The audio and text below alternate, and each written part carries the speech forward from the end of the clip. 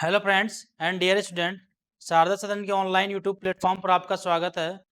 तो आज हम कल का एक टॉपिक टेक्निकल प्रॉब्लम की वजह से बीच में रुक गया था, जो ऑरिक स्ट्रक्चर हम पढ़ रहे थे। तो ऑरिक स्ट्रक्चर को आज हम वापस से स्टार्ट करते हैं। तो पूरा नहीं पढ़ाएंगे, जहाँ तक कल लेफ्ट रहा था उसी के आगे स्टार्ट करते हैं। तो हम टर्टरी फॉलिकल्स की बात कर रहे थे, तो वहाँ तक हम पहुँच गए थे, तृतीय पुटक तक। अब हम आगे का देखते हैं। तो लेट्स स्टार्ट। ठीक है। तो यहाँ पर अगर हम देखेंगे तो कल मैं एक डायग्राम भी बना रहा था, तो उस डायग्राम से भी मैं समझाते हुए ला रहा था।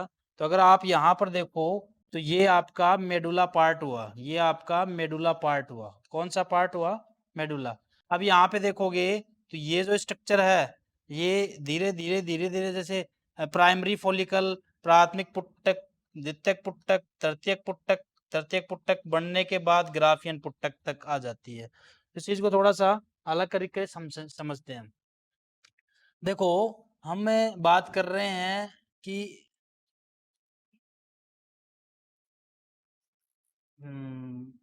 पहले हम बात करते हैं प्राथमिक पुट्टक की।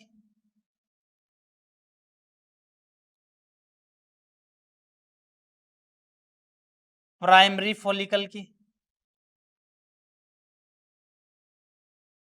प्राथमिक पुट्टक की बात करते हैं। तो प्राथमिक पुट्टक जो होता है वो कैसे बना?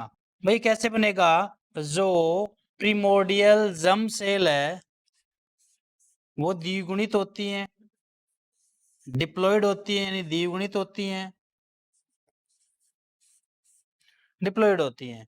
उनके अंदर माइटोसिस डिवीजन हुआ,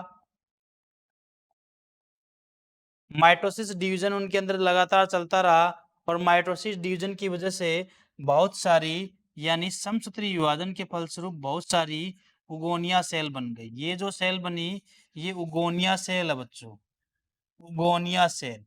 ठीक है। अब ये उगोनिया सेल जो है वो एक गुच्छे में आके कवर हो जाएंगी, एक गुच्छे में आके एक जगह सेट हो जाएंगी, और इनमें एक कोशिका जो है वो साइज को इंक्रीज कर लेगी, आकार में बड़ी हो जाएंगी, तथा शेष कोशिकाएं जो होती हैं इसके चारों तरफ एक लेयर के रूप में आके सेट हो जाएंगी। इस स्ट्रक्चर को आप कह रहे थे प्राइमरी फॉलिकल, प्राथमिक पुट्टक। इनमें ये जो है ये फॉलिकल सेल हो गई, ये फॉलिकल सेल हो गई, ये प्राइमरी oocyte हो गया, प्राइमरी oocyte हो गया। ठीक है। हिंदी मीडियम वाले इसको पुट्टक कोशिकाओं की परत कहेंगे, प्राइमरी oocyte को आप प्राथमिक oocyte कह दो। ये कंप्लीट स्ट्रक्चर जो है वो क्या कहलाएगी? ये कंप्लीट स्ट्रक्चर जो प्राइमरी फॉलिकल कहलाएगी, यानी primary oocyte plus follicle cell की एक लेयर, इसको आप प्राइमरी फॉलिकल कहोगे, प्राइमरी फॉलिकल कहोगे। ये स्ट्रक्चर हो जाती है। देन उसके बाद में अगर हम आगे बात करते हैं तो ये जो 2n है और इसके ऊपर ये पुट्टक कोशिकाएं आ गई, जिनको आप फॉलिकल सेल कह रहे हो, ये पुट्टक कोशिकाएं आ गई। ये पुट्टक कोशिकाएं आके अरेंज हो जाती है एक लेयर के अंदर, बीच में जो बना है। अब मैं इनके शॉर्ट नाम लिखूंगा सिर्फ, इसको आप बोलोगे प्राइमरी oocyte, प्राथमिक पुट्टक। और ये जो है इनको हम बोलेंगे फॉलिकल सेल। क्या बोलेंगे? Follicle cell. और ये जो कंप्लीट स्ट्रक्चर है वो कहला रही है प्राथमिक पुट्टक, यानी प्राइमरी फॉलिकल। ये प्राथमिक पुट्टक कहलाती है, प्राइमरी फॉलिकल। अब इसकी ये जो लेयर है, ये जो फॉलिकल लेयर है, पुट्टक कोशिकाओं की लेयर है, इसमें लगातार माइटोसिस डिवीजन चलता रहेगा। माइटोसिस डिवीजन आप जानते हो, अगर इसको हिंदी में हम बोलेंगे तो समसूत्री विभाजन लगातार इनमें चलता रहेगा। समसूत्री विभाजन चल रहा है जिसकी वजह से ये जो कोशिकाएं हैं, बीच में इस कोशिका में कुछ चेंज नहीं हुआ, लेकिन ये जो कोशिकाएं हैं वो लेयर बढ़ती जा रही है। ये बहुस्तरीय हो गई, मल्टी लेयर हो गई। बहुस्तरीय को आप कहोगे मल्टी लेयर हो गई। अब इसको मेम्ब्रेना ग्रेनुलोसा कहा जाता है। अब इसको मेम्ब्रेना ग्रेनुलोसा कहा जाता है जब ये मल्टी लेयर हो जाती है। और ये जो है इसको आप प्राइमरी oocyte ही कहोगे अभी भी। और इसी के साथ जो स्ट्रोमा के अंदर ये सेल पड़ी है, अगर आप देखोगे तो ये बीच में स्ट्रोमा ही है, तो ये स्ट्रोमा इसके चारों तरफ आके कवर कर लेता है। और जैसे स्ट्रोमा इसके चारों तरफ आके कवर कर लेता है तो इस लेयर को आप थीका कहते हो, इसको आप थीका कहते हो, थीका, थीका कहोगे इसको आप, ठीक है। थीका लेयर जो है ये स्ट्रोमा की लेयर इसके चारों तरफ आ जाती है और स्ट्रोमा की लेयर आकर यहाँ पर एक नई लेयर, चारों तरफ एक नई लेयर बना लेती है। इसको आप थीका कहते हो। क्या कहते हो? थीका। ये थीका बन जाता है। तो theca plus primary oocyte plus मेम्ब्रेना granulosa, ये सारे मिलकर क्या बनाते हैं? सेकेंडरी oocyte, वो सेकेंडरी फॉलिकल। क्या बनाते हैं? Secondary follicle. तो ये प्राइमरी फॉलिकल हो गया और ये सेकेंडरी। अब टर्टरी फॉलिकल की अगर हम बात करें तो इसमें क्या चेंजेस है, आपको सिर्फ चेंजेस देखने हैं। ये टर्टरी के अंदर क्या होगा, ये जो 2n है इसमें अब अर्धसूत्री विभाजन होगा, मियोसिस होगा। मियोसिस को आप कहोगे हिंदी में अर्धसूत्री विभाजन। अर्धसूत्री विभाजन के फलस्वरूप ये जो कोशिका है वो दो कोशिकाओं में बढ़ जाएगी और इनमें गुणसूत्रों की संख्या भी आधी हो जाएगी। एक कोशिका बड़ी रहेगी, एक सेल बड़ी हो जाएगी, एक सेल छोटी हो जाएगी, दोनों अनइक्वल रहेंगी। जो बड़ी वाली सेल्स है उसको आप अब कहोगे सेकेंडरी oocyte। अभी प्राइमरी oocyte तक बात कर रहे थे, आप सेकेंडरी oocyte। और जो छोटी वाली सेल उसको आप कहोगे पोलर बॉडी। पोलर बॉडी को हिंदी में आप ध्रुवीय काय भी कह सकते हो। अच्छा, शेष काम क्या होगा, जो रिमेन पार्ट है उसका क्या होगा? तो ये तो 2n था, अब आप 2n नहीं लिखोगे, अब आप n लिखोगे। किसके अंदर? टर्टरी फॉलिकल के अंदर जो स्टेज आ रही है उसके अंदर आप n लिखोगे। अच्छा, इसमें ये जो मेम्ब्रेना ग्रेनुलोसा है वो अभी भी यहीं पर है। और मेम्ब्रेना ग्रेनुलोसा जो है, मेम्ब्रेना ग्रेनुलोसा जो है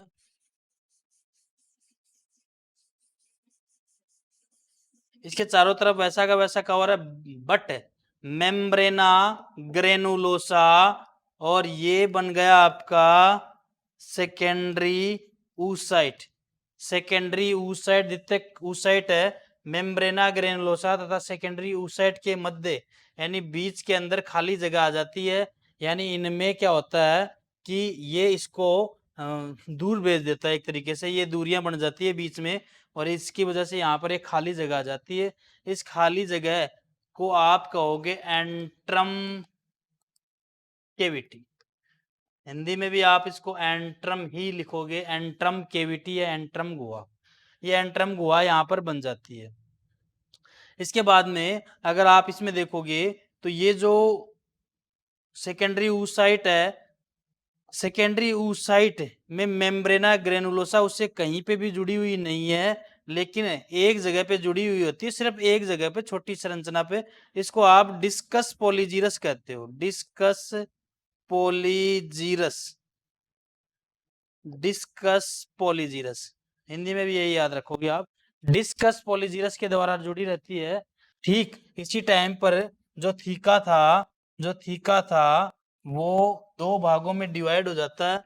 एक तो अंदर की तरफ आ जाता है और एक बाहर की तरफ आ जाता है। तो जो बाहर की तरफ आता है उसको एक्सटर्ना और जो अंदर की तरफ आता है उसको थीका इंटरना कहा जाता है। कितनी चेंजेस जब आ जाते हैं तो आप बोलोगे टर्टरी फॉलिकल्स बन गया।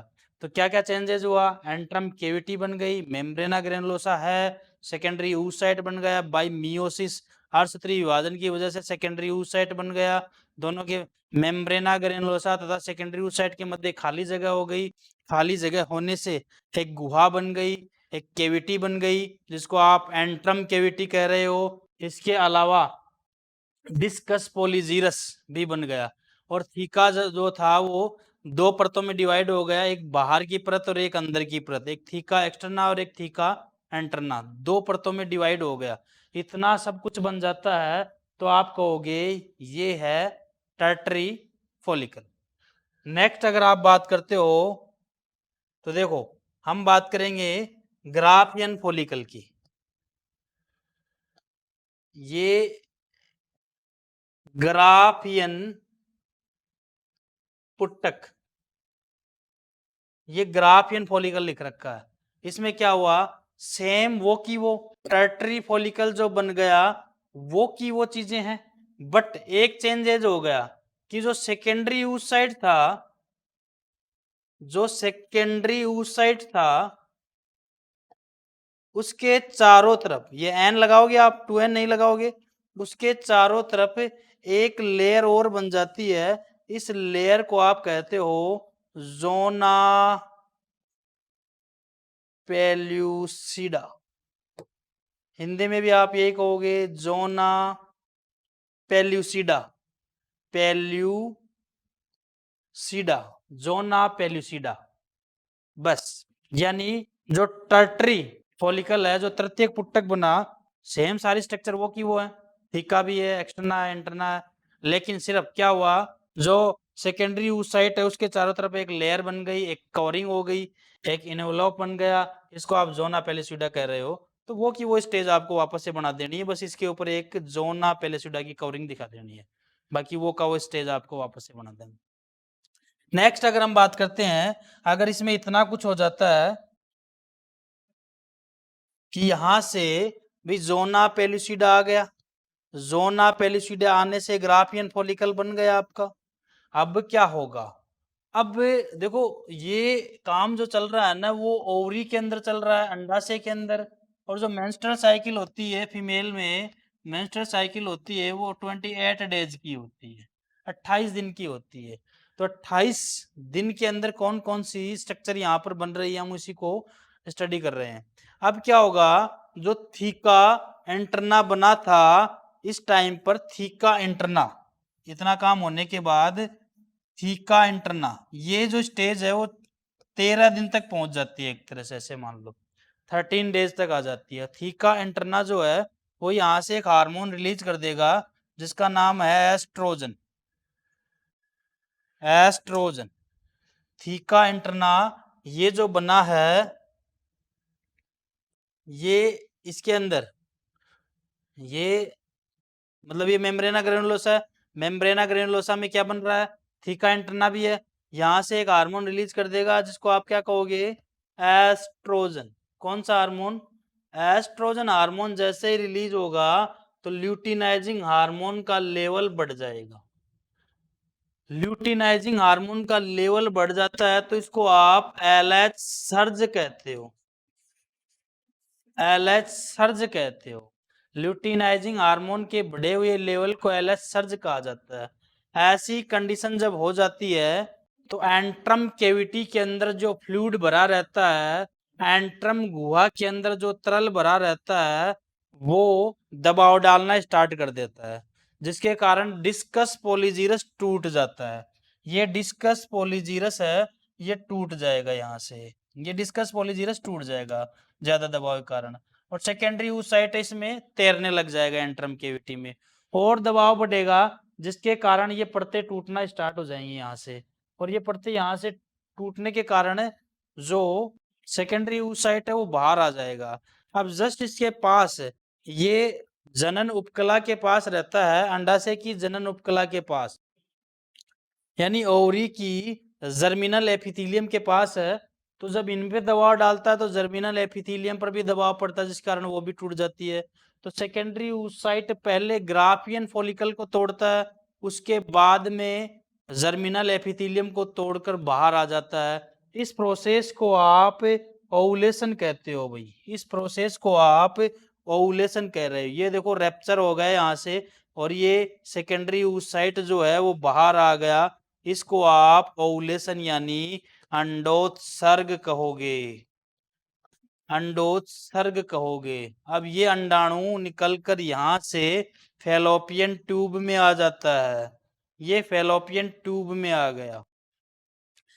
अब बची हुई जो ग्राफियन फॉलिकल सेल्स हैं, जो रेप्चर होने के बाद यानी टूटी हुई ग्राफियन पुटक कोशिकाएं जो बच गई, वो एक पीले रंग की कोशिका में बदल जाती है। एक प्रकार से ये ग्लैंड ही है, एक प्रकार से ये पीले रंग की एक ग्रंथि है जिसको कार्पस ल्यूटियम कहा जाता है।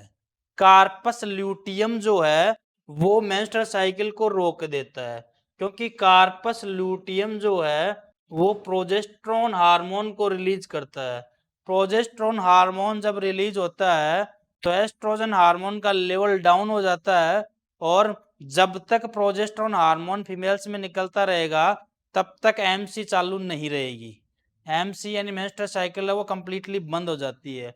तो इसको गर्भधारण हार्मोन भी कहा जाता है, प्रेगनेंसी हार्मोन भी कहा जाता है, क्योंकि अगर फर्टिलाइजेशन हो जाता है यहाँ पर, ये जो अंडाणु निकला उसका फर्टिलाइजेशन हो जाता है, तो अगले 9 महीने तक ये कार्पस ल्यूटियम स्थायी हो जाता है, कहीं नहीं जाएगा और प्रोजेस्टेरोन रिलीज करता रहेगा। ऐसी कंडीशन में 9 महीने तक की मेंस्ट्रुअल साइकिल नहीं आएगी। अगर निषेचन नहीं होता है तो ये कार्पस ल्यूटियम जो है एक श्वेत रंग की कोशिका में बदल जाता है, एक श्वेत रंग की यानी एक व्हाइट कलर की सेल में बदल जाता है, जिसको कार्पस एल्बिकेंस कहा जाता है। तो ये आपका टोटल, इसमें जो समझने वाली बातें हैं वो सारी मैंने आपको यहाँ पर समझा दी। कुछ इस प्रकार से इनका प्रोसेस होता है।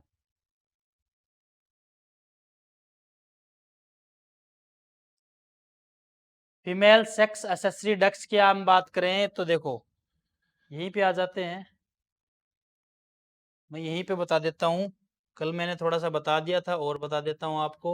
ये क्या हो गई, ये ओविडक्ट है भाई, ये ओविडक्ट है, ओविडक्ट है ये, या इसको आप फेलोपियन ट्यूब भी कह सकते हो, इसको फेलोपियन ट्यूब भी कह सकते हो। इसके 3 पार्ट हो जाते हैं। एक पार्ट इसका ये होता है जिसको इनफंडिबुलम कहते हैं, एक पार्ट यहाँ पे थोड़ा सा फूला हुआ होता है जिसको एम्पुला कहा जाता है, एम्पुला कहा जाता है। एम्पुला में ही फर्टिलाइजेशन की प्रक्रिया होती है, यानी एम्पुला के अंदर ही निषेचन की प्रक्रिया होती है।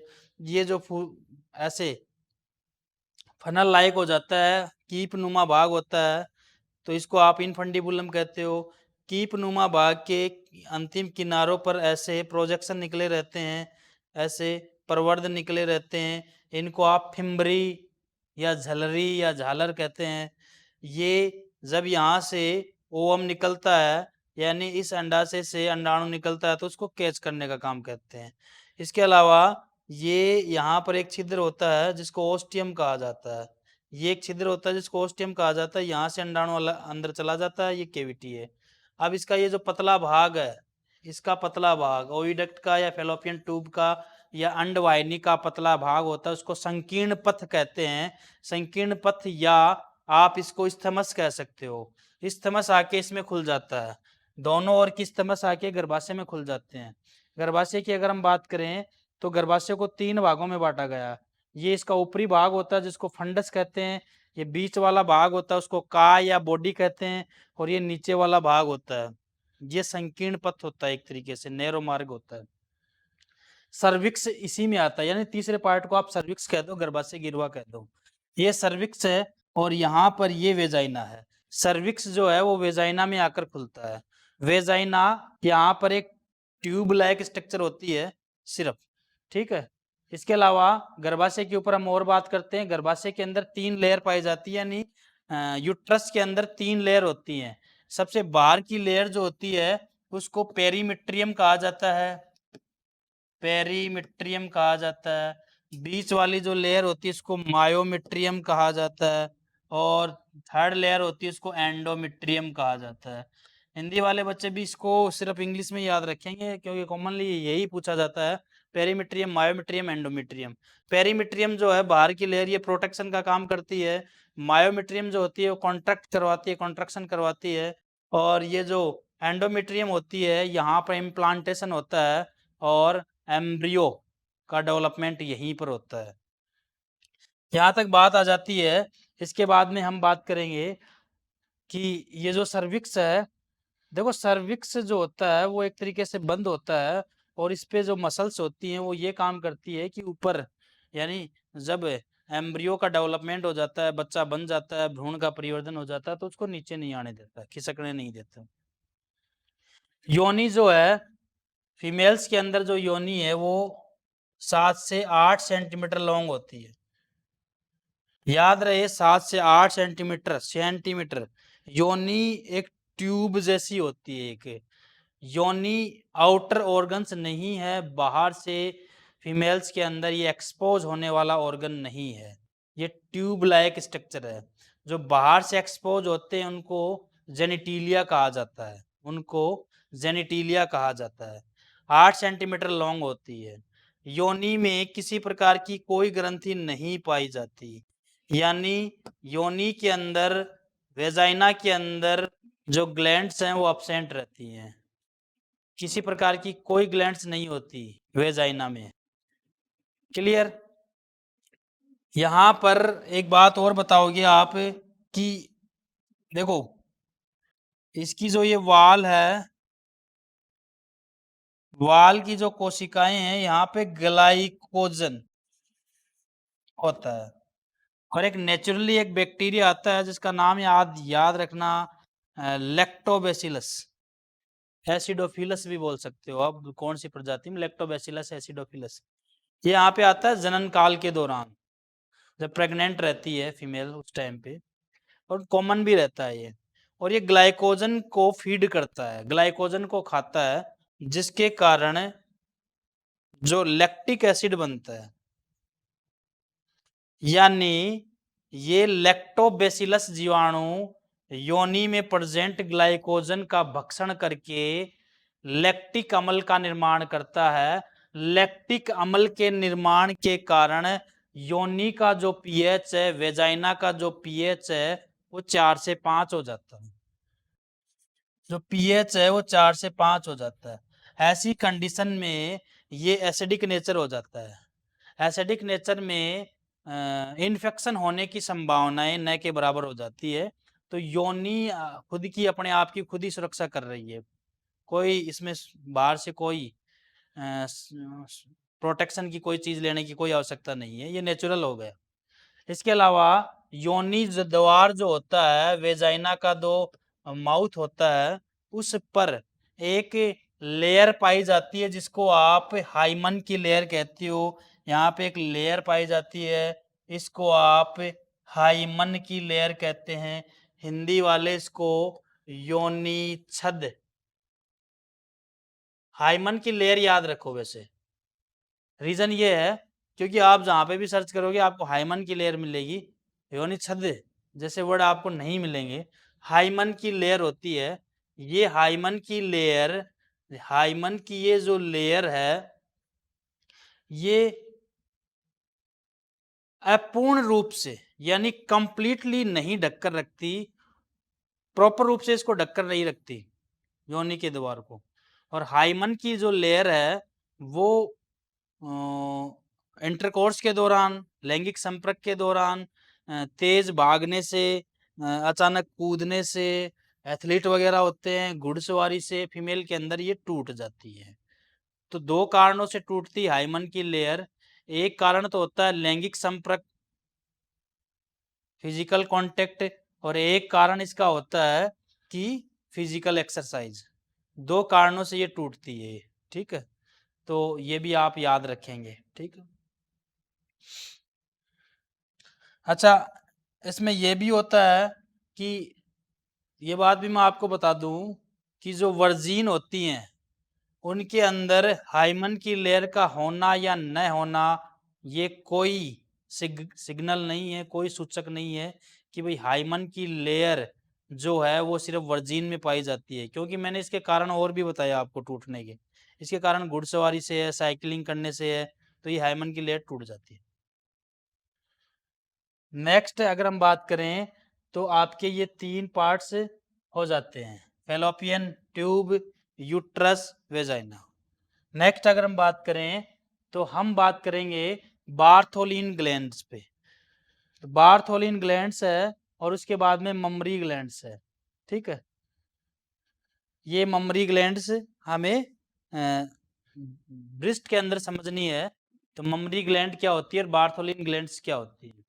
देखो, बार्थोलिन ग्लैंड्स का मैं बता दूं, जो वेजाइना होती है, वेजाइना के अंदर किसी प्रकार की कोई ग्लैंड्स नहीं होती, लेकिन वेजाइना का जो माउथ होता है, जिनको एक्सटर्नल जेनिटिलिया कहा जाता है, वहां पर एक जोड़ी एक पेयर के रूप में, एक पेयर के रूप में यहाँ पर एक पेयर के रूप में एक इस साइड और एक इस साइड, एक पेयर के रूप में एक जोड़ी बार्थोलिन ग्लैंड्स पाई जाती हैं। ये बार्थोलिन ग्लैंड्स जो होती हैं, जो सिक्रेशन निकालती है, वो एक प्रकार का क्षारीय होता है, अल्कलाइन होता है, और ये एसिडिक नेचर जो बन गया था लैक्टिक एसिड के कारण उसको समाप्त करता है, तथा साथ ही साथ चिकनाहट प्रदान करता है, जिसको लुब्रिकेशन कहा जाता है, लुब्रिकेंट करता है ये, ताकि जो लैंगिक संपर्क रहे उसमें सुगमता रहे। और ये जो ममरी ग्लैंड की हम बात करते हैं, तो देखो ममरी ग्लैंड जो है, ममरी ग्लैंड जो है वो ब्रेस्ट में पाई जाती हैं, और ममरी ग्लैंड जो मिल्क प्रोडक्शन के काम आ रही है एक तरीके से। तो अगर आप यहाँ पे देखेंगे, यहाँ पर ब्रेस्ट के डायग्राम में अगर आप देखते हो, तो देखो यहाँ से हम काउंट करते हैं, ये रिप्स है भाई, ये रिप्स है, ये पीछे की रिप्स है, ठीक है। और रिप्स के पास मसल्स, या स्केलेटल सिस्टम में अच्छी तरीके से पढ़ा आपने कि बोन्स होती हैं, उनके पास मसल्स जरूर मिलेगी। उसके बाद में यहाँ पे देखो, ये फैट है, एडिपोज टिश्यू पाए जाते हैं यहाँ पर, ये फैट है, और फैट के यहाँ पे जगह जगह से ऐसे गुब्बारे से गुब्बारे दिखाई दे रहे हैं। तो फैट जो होती है ये मिल्क प्रोडक्शन में काम नहीं आती, एडिपोज टिश्यू जो होते हैं ये बस ब्रेस्ट की साइज बढ़ाने के काम आते हैं, ठीक है।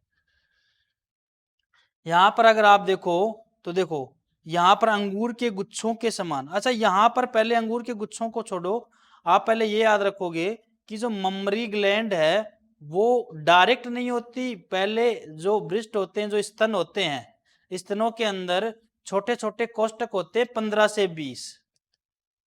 से 20 स्तन पालियां कह दो आप, ये ममरी लोब स्तन पालियां, तो ये स्तनपालियां होती हैं, जगह जगह से स्तनपालियां होती है, ममरी लोब्स हैं, ये स्तनपालियां होती हैं।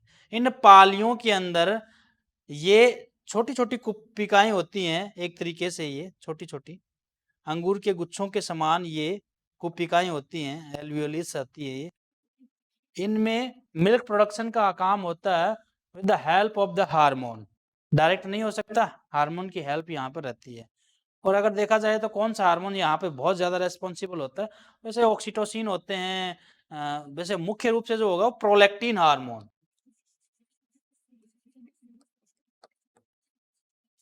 Prolactin hormone. तो यहाँ से ये देखो डक्ट निकल रही है, पहले ये डक्ट बहुत सारी निकलती हैं, ये डक्ट ममरी डक्ट निकल रही है, फिर ये एक जगह आ जाती हैं और एक फूली हुई संरचना बन जाती है, उसको एम्पुला कहते हैं। फिर ये एम्पुला देखो क्या हुआ, बहुत सारी डक्ट निकल रही थी, ये डक्ट ऐसे एक जगह मिल जाती हैं, तो पहले बन गया एम्पुला, क्या बन गया, एम्पुला। एम्पुला बनने के बाद ये जो डक्ट हैं वो कॉमन एक डक्ट में जाके खुल जाती हैं ऐसे, इस डक्ट को आप कहोगे लेक्टिफेरस डक्ट। कौन सी डक्ट कहोगे, लेक्टिफेरस डक्ट।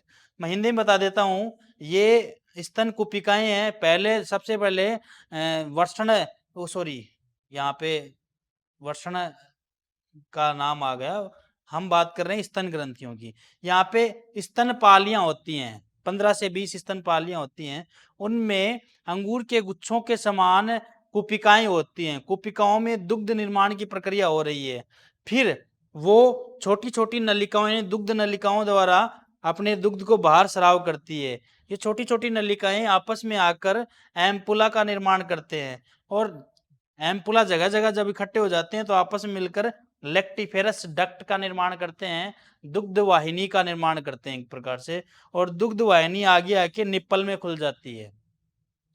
निप्पल जो है वो स्तन का सबसे वर्णकित भाग होता है, पिगमेंटेड भाग होता है, इसमें ये जो इसका जो कलर है वो पूरी स्किन से डिफरेंट मिलेगा आपको, पिगमेंटेड भाग होता है।